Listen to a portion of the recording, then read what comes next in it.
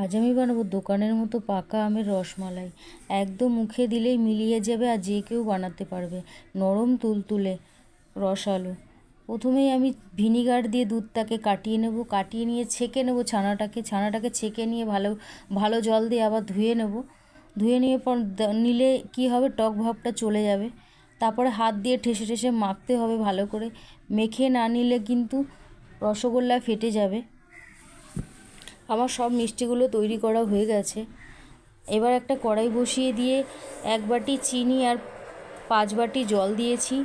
ভালো করে শিরাটাকে ফুটিয়ে নেব। শিরাটাকে ফোটাতে হবে ভালো করে। ফুটিয়ে নেওয়ার পরেই মিষ্টিগুলো যেন দিতে হবে। এইভাবে একবার বানিয়ে দেখতে পারেন, খুবই ভালো হয় খেতে।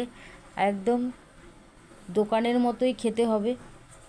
মিষ্টিগুলোর ওপরে শিরা দিয়ে দিচ্ছি আমি একটুখানি। ভালো করে 20-25 মিনিট ফুটিয়ে নেওয়ার পরে বন্ধ করে দেবো গ্যাসটাকে। ফ্রিজে জল নিয়েছি ঠান্ডা, তার মধ্যে মিষ্টিগুলোকে আমি দিয়ে এদিকে একটা কড়াইতে দুধের মধ্যে 1 বাটি গুঁড়ো দুধ মিশিয়ে দেবো। মিশিয়ে দেওয়ার পরে দিয়ে দেবো 2 চামচ চিনি। আর নিয়েছি পাকা আম। পাকা আমটাকে আমি মিক্সির জারেতে দিয়ে পেস্ট করে নেব। ওই পাকা আমের পেস্টটাকে গ্যাস বন্ধ করে তারপরে মিশিয়ে দেবো দুধের সঙ্গে।